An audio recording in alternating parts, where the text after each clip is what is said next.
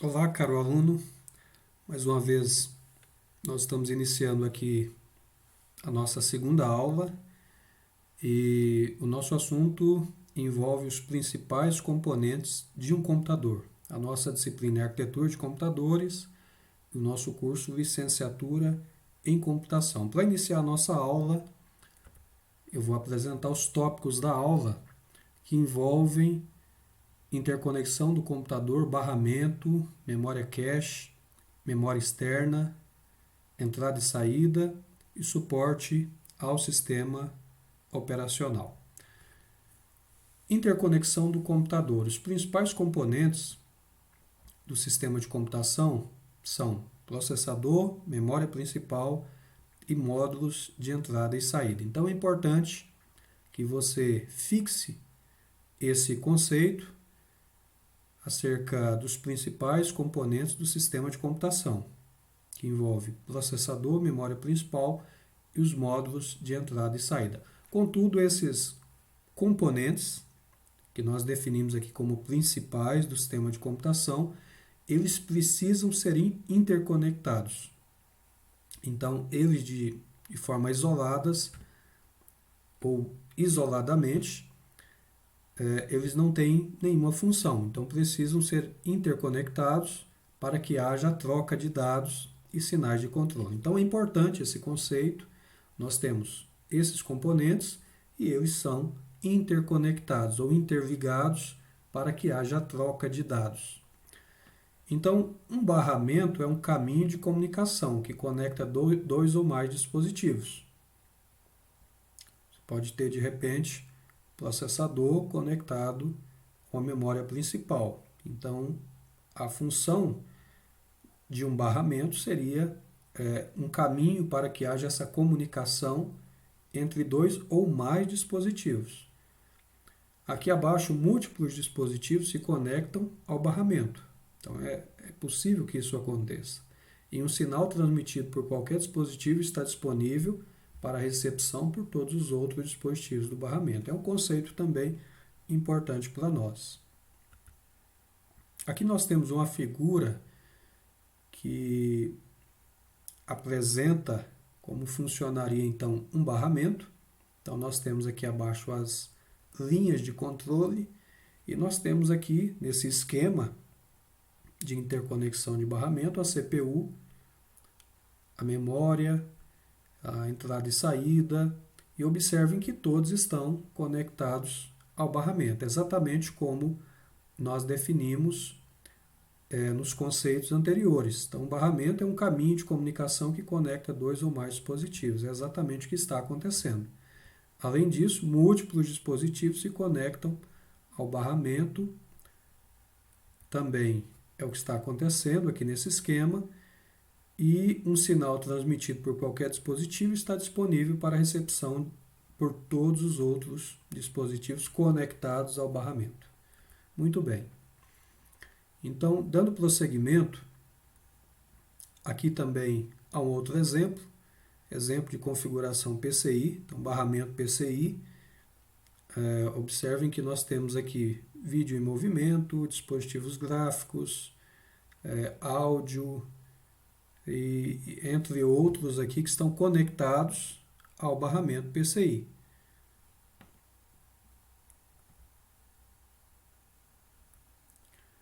Função básica do computador. Então, qual é a função básica do computador? A função básica é executar um programa. E esse programa ele consiste em um conjunto de instruções armazenadas.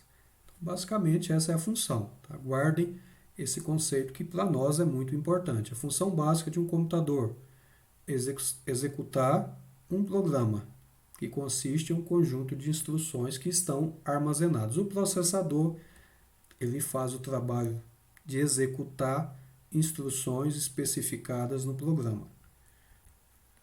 Memória cache. Um outro conceito, nós falamos sobre barramentos e agora nós passamos para a memória cache. Memória, qual é a função ou o que é a memória cache?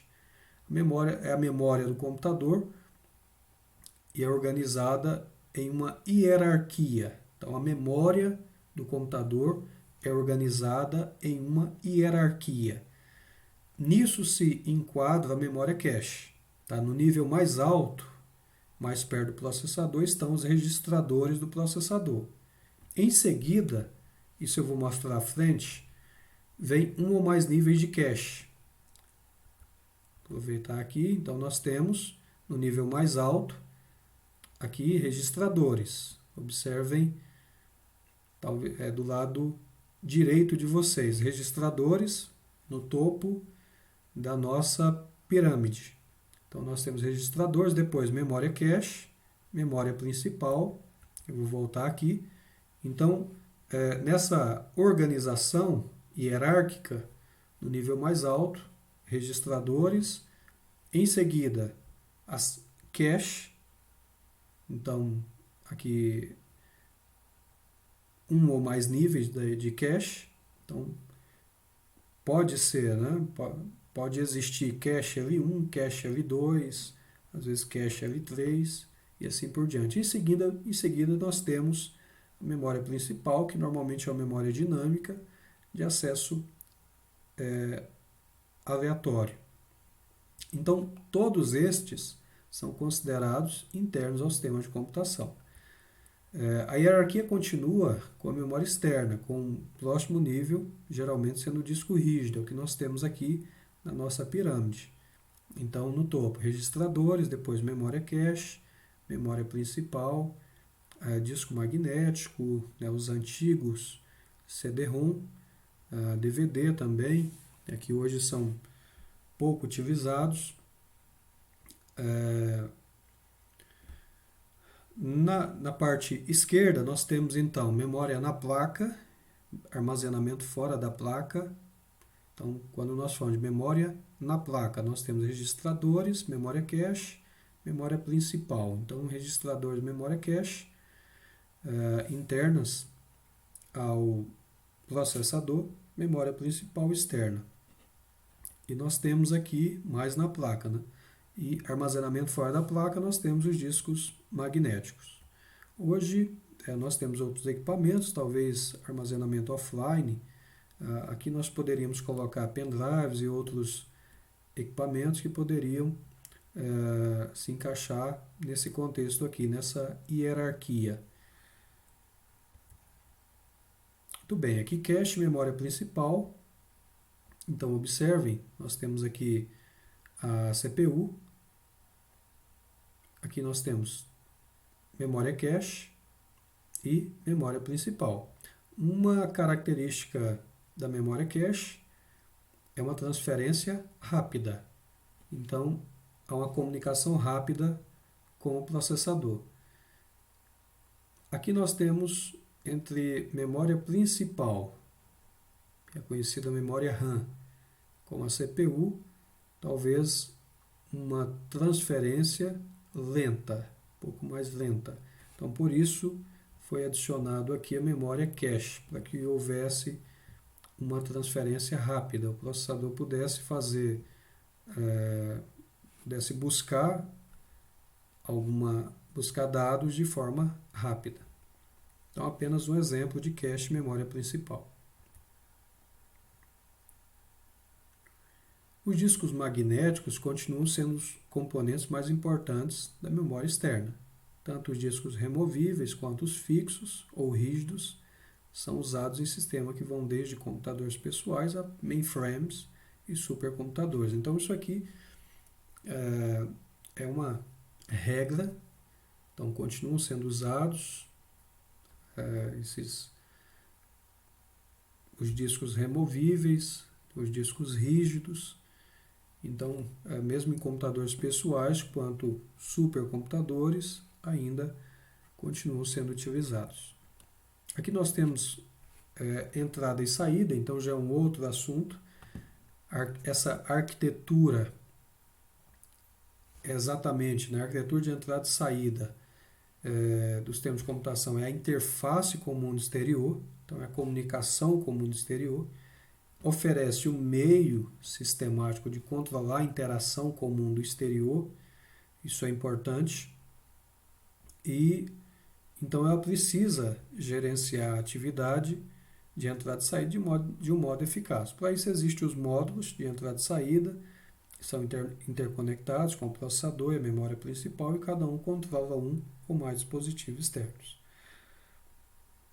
Aqui o módulo de entrada e saída, conexões para dispositivos e periféricos, então vários dispositivos e periféricos podem ser conectados, e aqui nós temos o barramento. Ampliamos um pouco mais o que nós vimos lá no início, nesta disciplina. Aqui seria um modelo genérico de um módulo de entrada e saída. Teclado e monitor são os meios mais comuns de interação entre o computador e o usuário. É o conjunto então de teclado e monitor. O usuário fornece entrada pelo teclado. Essa entrada pode ser transmitida ao computador e posteriormente exibida no monitor. Hoje nós temos, com os avanços, monitores onde você pode também utilizar para a entrada de dados, conhecido como touchscreen. A nossa última parte, ela aborda suporte ao sistema operacional. Então, o sistema operacional, ele basicamente é o software que controla a execução de programas em um processador e que gerencia os recursos deste. Então, isso é importante que haja esse entendimento, a importância do sistema operacional. Então, diversas funções realizadas pelo sistema operacional são realizadas pelo sistema operacional. Inclui, por exemplo, o escalonamento de processo, o gerenciamento de memória. Então, são atribuições do sistema operacional. Escalonar processo, gerenciar memória, são atribuições do sistema operacional. Isso só podem, então, ser realizados de modo eficiente e rápido se o hardware do processador incluir capacidades para dar suporte ao sistema operacional. Tá aí a função importantíssima do sistema operacional. Praticamente todos os processadores incluem as capacidades, de uma forma ou de outra, dão suporte ao sistema operacional, incluindo o hardware de gerenciamento de memória virtual, o hardware de gerenciamento de processos. O hardware inclui registradores, buffers de uso especial, além de circuitos para a realização de tarefas básicas de gerenciamento de recursos. Aqui nós temos uma das funções mais importantes do sistema operacional, que é o escalonamento de processos ou tarefas. Nós já havíamos mencionado isso. E o sistema operacional ele determina, então, qual processo deve ser rodado a qualquer momento. Normalmente o hardware interrompe um processo em execução de tempos em tempos para permitir que o sistema operacional tome uma nova decisão de escalonamento de modo a compartilhar o tempo do processador de modo imparcial entre diversos processos. Aqui tem outra função do sistema operacional, que é gerenciamento de memória. Então nós falamos também, sistemas operacionais contemporâneos incluem essa capacidade, que é gerenciar memória. Então, basicamente, esse é o conteúdo da nossa segunda aula. Então, nós falamos aqui sobre diversos assuntos e esperamos que você tenha aproveitado bem esse conteúdo, essa aula, e desejamos sucesso na continuidade dos estudos.